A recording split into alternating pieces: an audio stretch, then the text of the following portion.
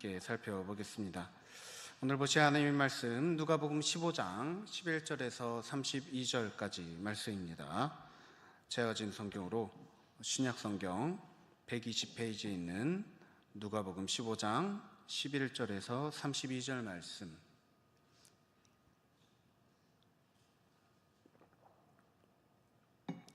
이 시간 제가 봉독하겠습니다.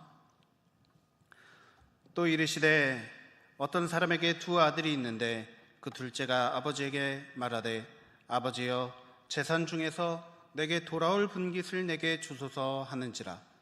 아버지가 그 살림을 각각 나눠 주었더니 그 후 며칠이 안 되어 둘째 아들이 재물을 다 모아가지고 먼 나라에 가 거기서 허랑방탕하여 그 재산을 낭비하더니 다 없앤 후 그 나라에 크게 흉년이 들어 그가 비로소 궁핍한지라.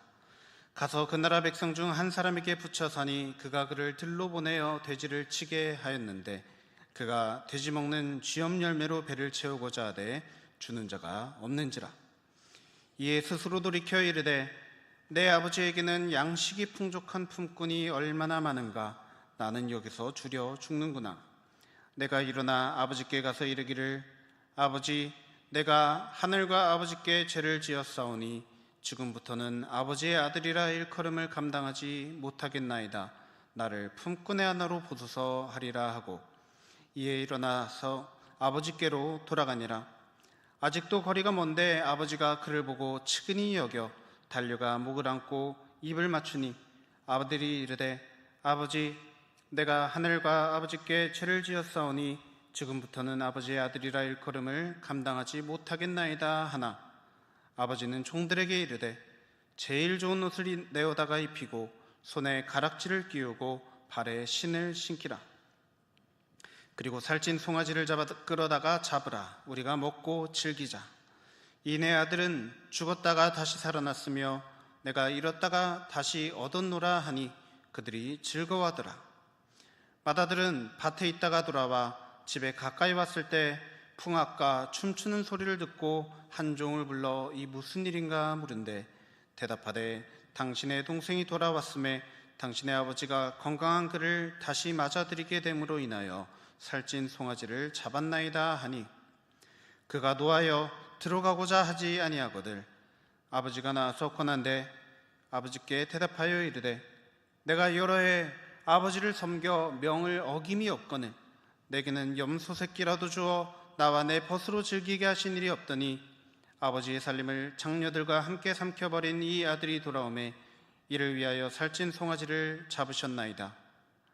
아버지가 이르되 예, 너는 항상 나와 함께 있으니 내 것이 다 네 것이로되 이 내 동생은 죽었다가 살아났으며 내가 잃었다가 얻었기로 우리가 즐거워하고 기뻐하는 것이 마땅하니라 하니라.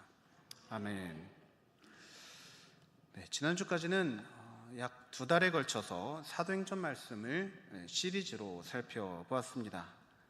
마음을 변화시키고 또 말을 변화시키는 그런 성령 충만으로부터 시작된 사도행전이 담대하게 온 세계에 복음을 전했던 이 사도 바울의 그런 모습까지 이 성령의 인도하심을 받은 성도들의 행진인 이 사도행전 말씀을 통해서 많은 도전과 또 은혜 받으셨기를 소망합니다. 오늘부터는 비교적 잘 알려진 말씀들을 위주로 우리 각 성도들을 향해서 하나님께서 얼마나 기꺼이 낭비하시는 분이신가, 오늘날로 말할 것 같으면 하나님께서 우리들을 위해서 얼마나 플렉스 하시는 분이신지를 살펴보고자 합니다. 오늘 보신 본문 이 탕자의 비유라는 이름으로 잘 알려진 본문입니다. 이 탕자의 비유 말씀을 읽으며 여러분 어떤 부분이 가장 눈에 들어왔습니까?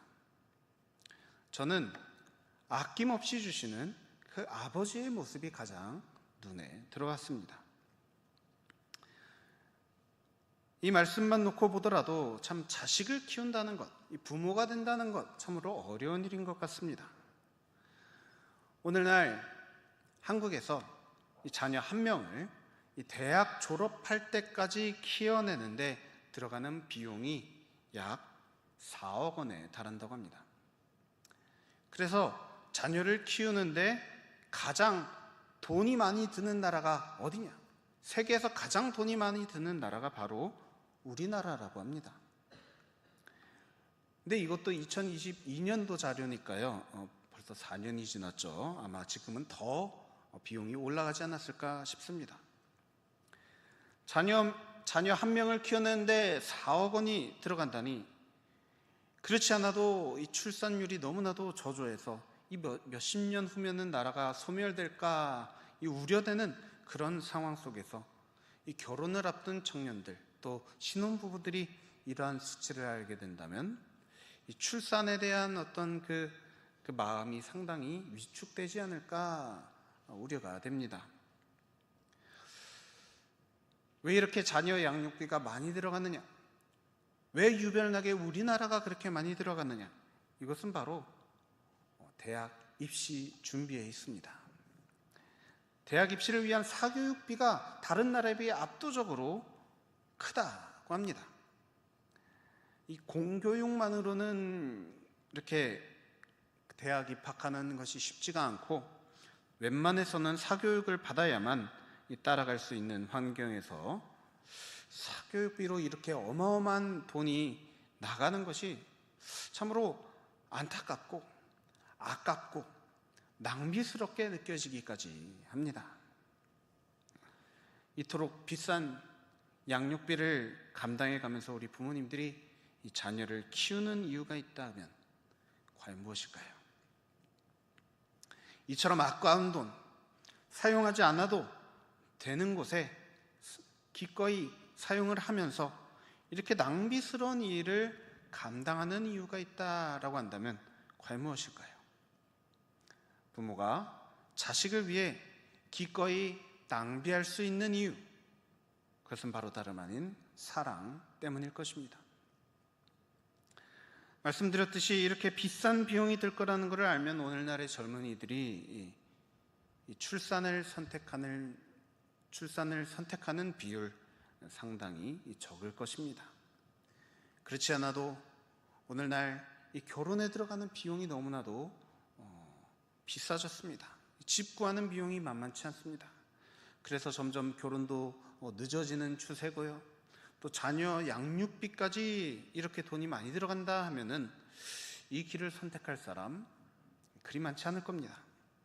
왜냐하면 이것이 상당히 비효율적이라 낭비스럽다 생각하기 때문이죠.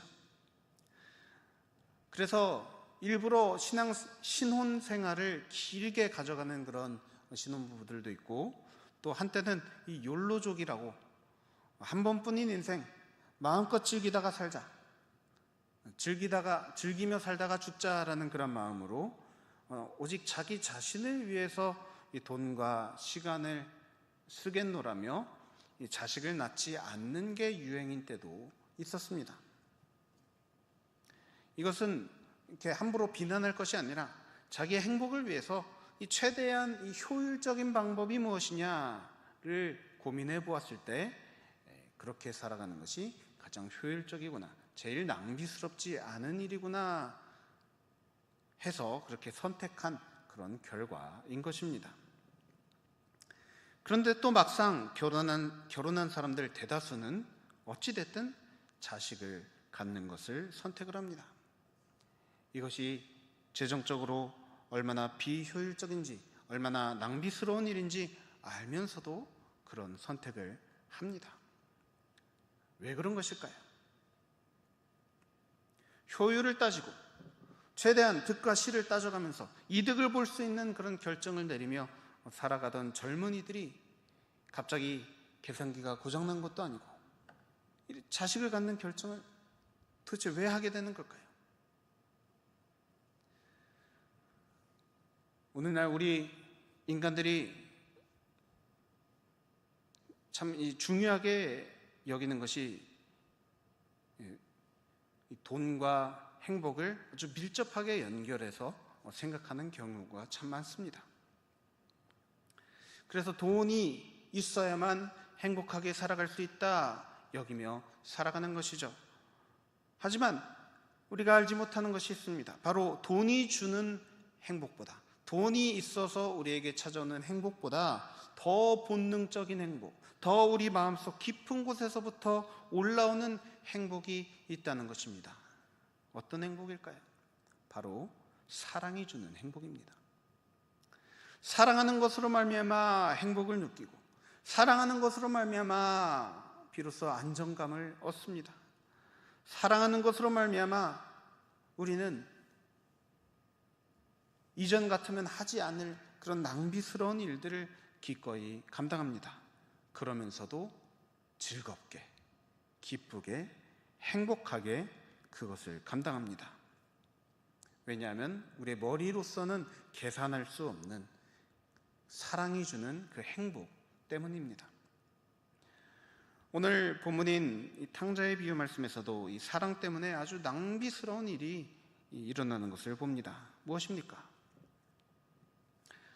바로 어떤 가정에 두 아들이 있었는데 이 둘째 아들이 아버지가 죽기도 전에 미리 유산을 받아다가 외국에 나가서 그것을 죄다 탕진하고 돌아왔다는 겁니다. 우리가 흔히 탕자라고 부르는 이 둘째 아들은 자신의 행복을 위해서 가장 필요한 것이 바로 돈이다 믿는 사람이었습니다.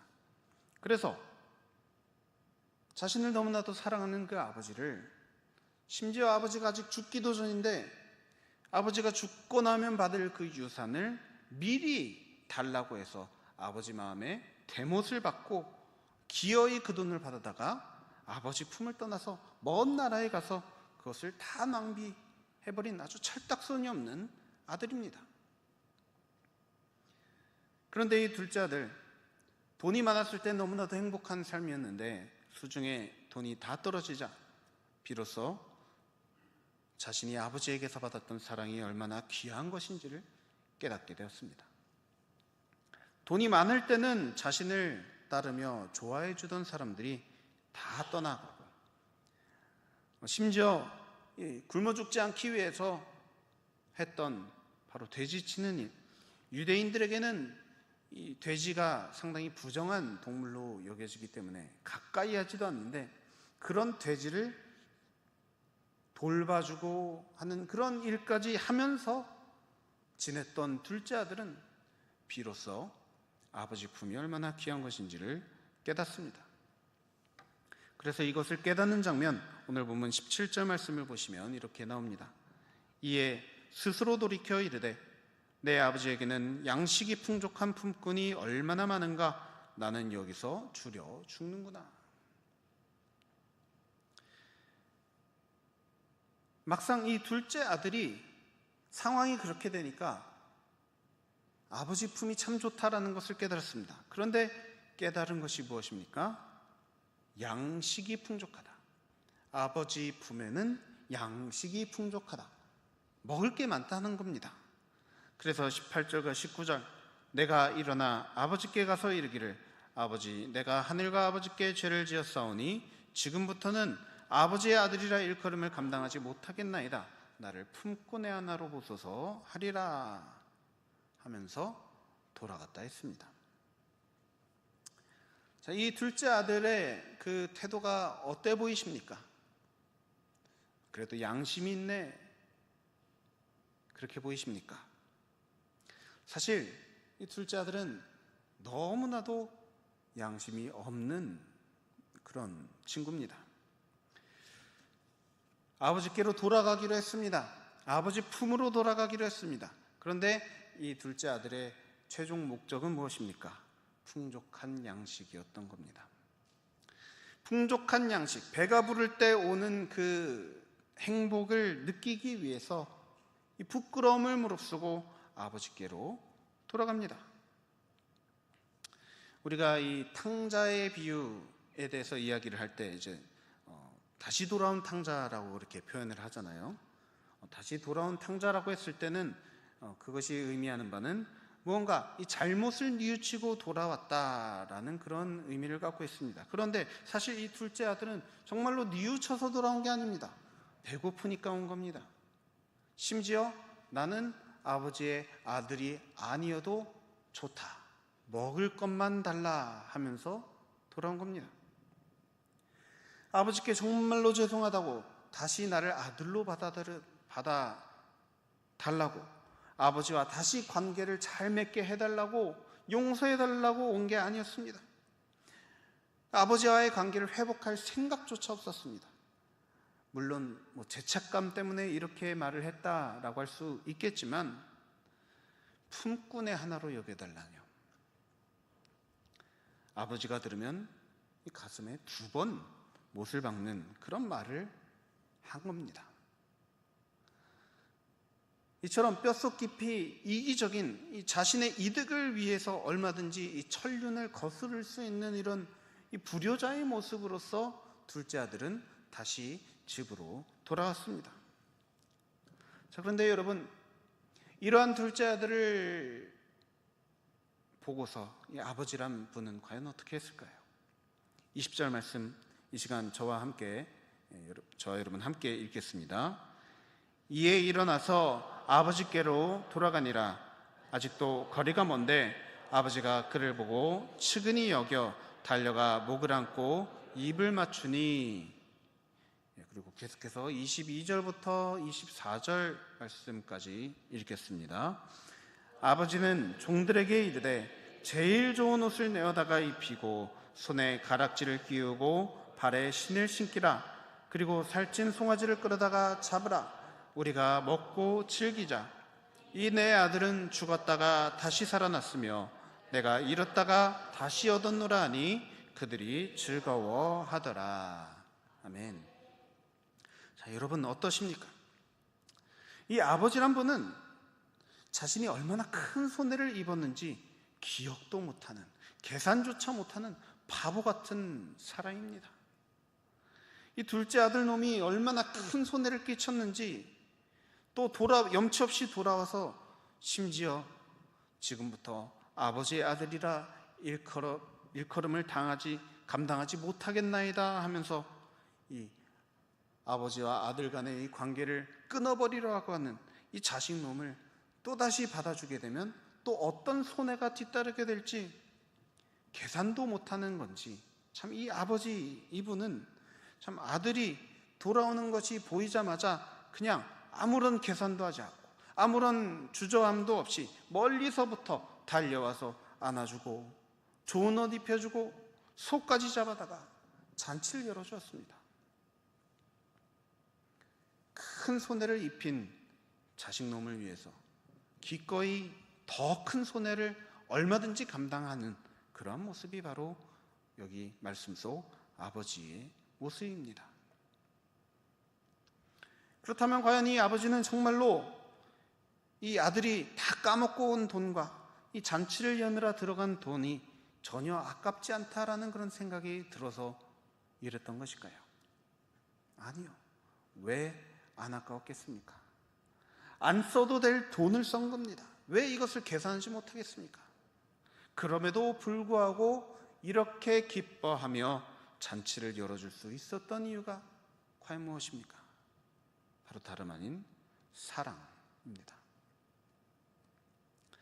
가진 것을 죄다 탕진하고 돌아와 온 탕자를 구원해 줄 수 있는 유일한 것은 오직 사랑을 위해서 가진 것을 죄다 아낌없이 내버릴 수 있는 탕부 아버지의 그 사랑입니다.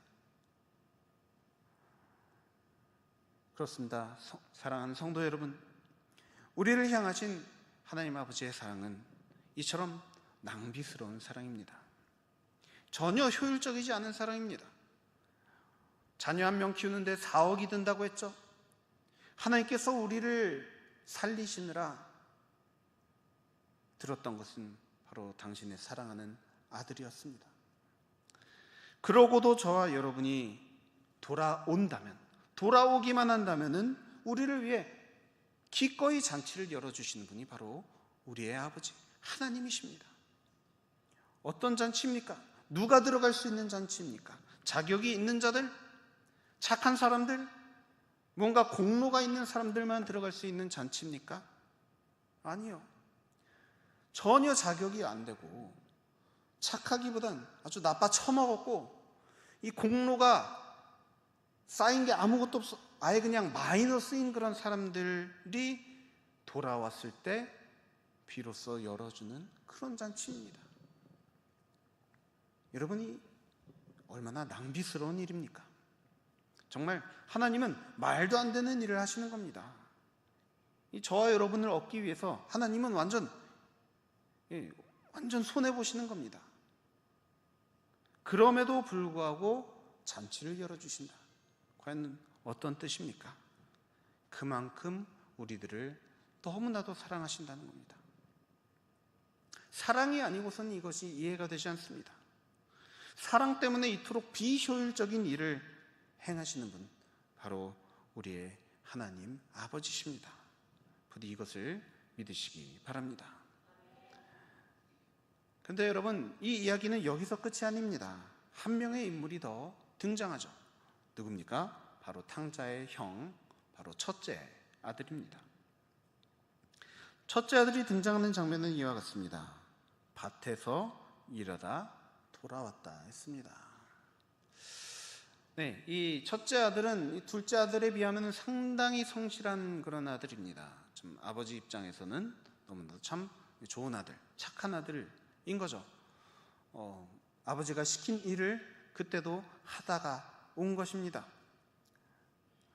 그래서 밭에서 일을 하다가 돌아오던 첫째는 집에 가까이 올수록 잔치 소리가 들리니까 이것이 무슨 일인지 이 종에게 묻습니다. 그러자 이 동생이 돌아와서 잔치가 열리게 되었다라는 그런 말을 하는데, 그 소리를 듣자마자 이 첫째, 이 탕자의 형은 분노하며 집에 들어가려 하지 않았습니다. 지금 잔치가 열리고 있는데 그 잔치에 들어가는 것을 꺼려하고 있는 겁니다. 아마도 분노하면서 마구 행패를 부리지 않았을까 싶습니다. 얼마나 소란스러웠으면 무슨 일인지 밖에 나와서 그 모습을 보던 아버지가 제발 같이 안에 들어가자고, 제발 잔치 자리로 들어가자며 잡아 끊는데도 막무가내입니다. 그래서 이렇게 분노하며 말합니다. 29절과 30절입니다. 내가 여러 해 아버지를 섬겨 명을 어김이 없거늘 내게는 염소 새끼라도 주어 나와 내 벗으로 즐기게 하신 일이 없더니 아버지의 살림을 장녀들과 함께 삼켜버린 이 아들이 돌아오매 이를 위하여 살찐 송아지를 잡으셨나이다.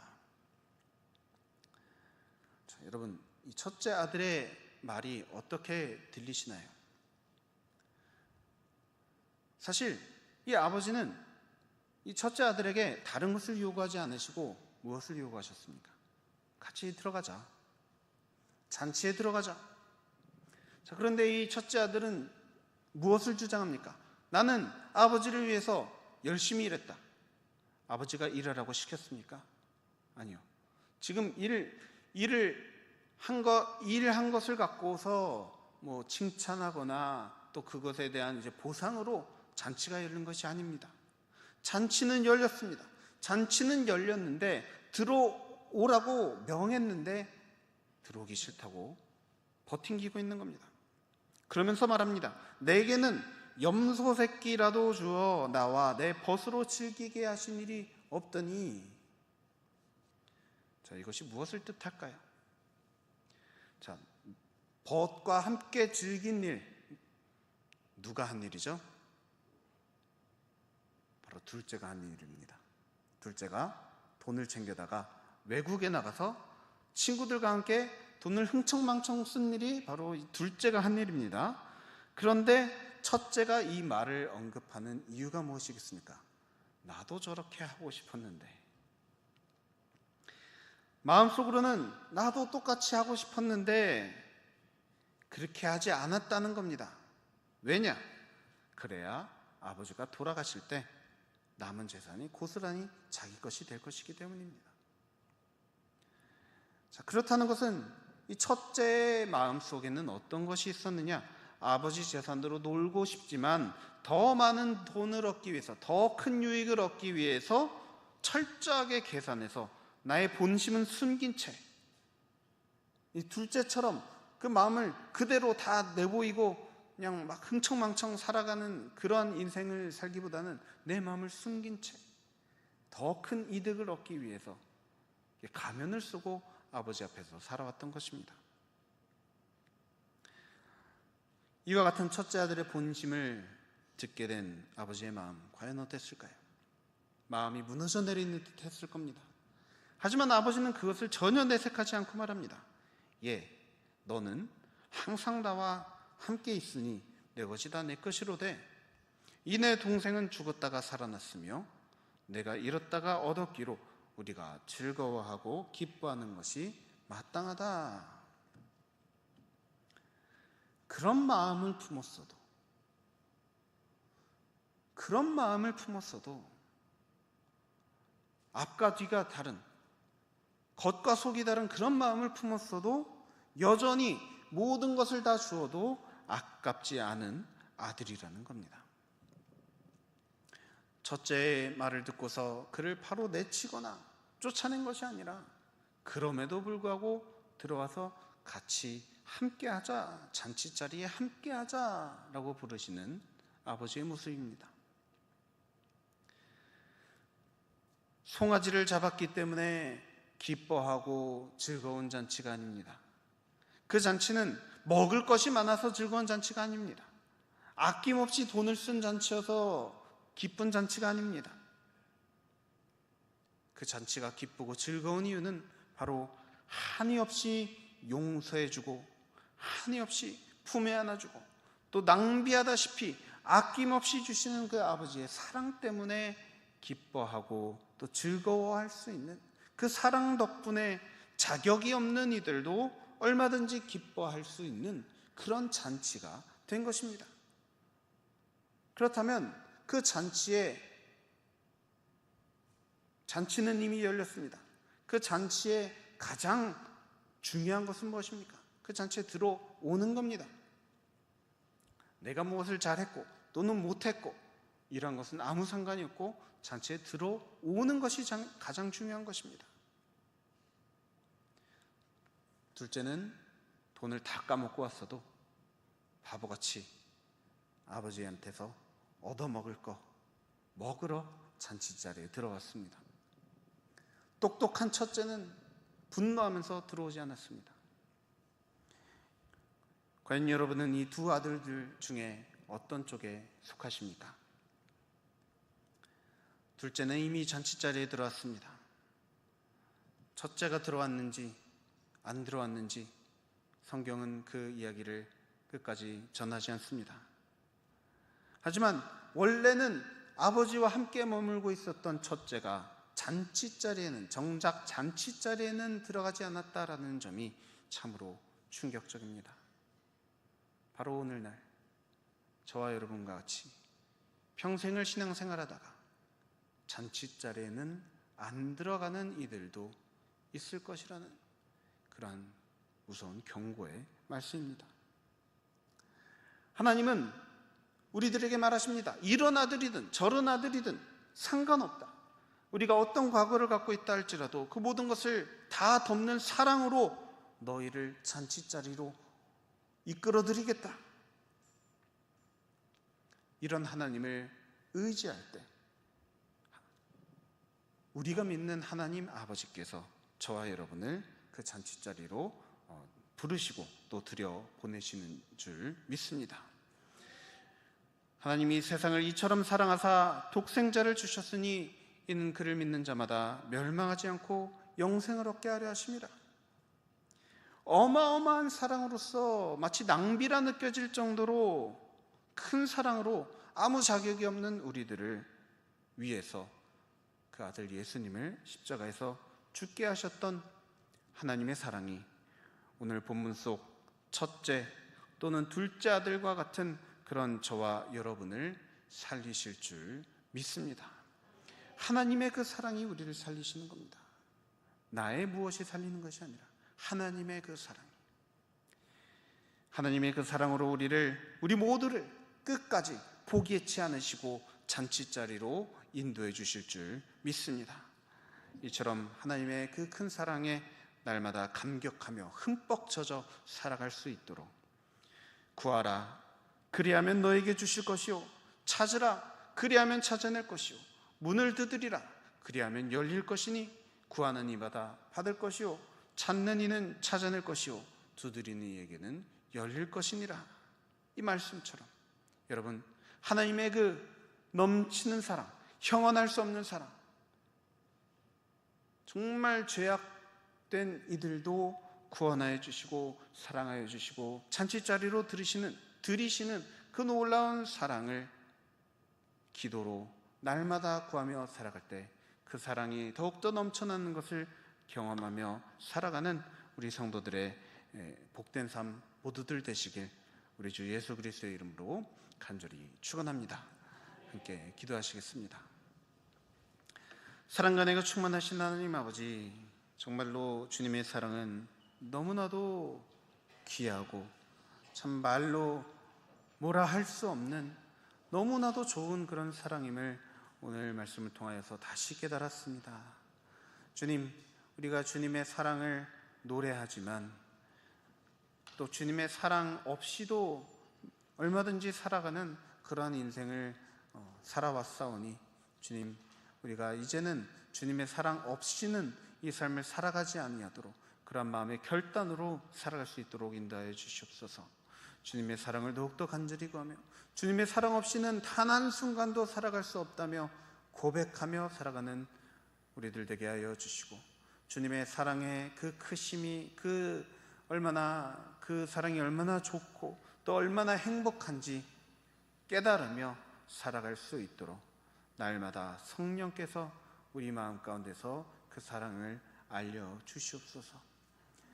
그러한 삶이 되기를 날마다 간구하며 기도하며 살아가는 우리 모든 성도들의 삶이 되기를 간절히 소망하며 이 모든 것을 살아계신 우리 주 예수 그리스도의 이름으로 간절히 기도드립니다. 아멘.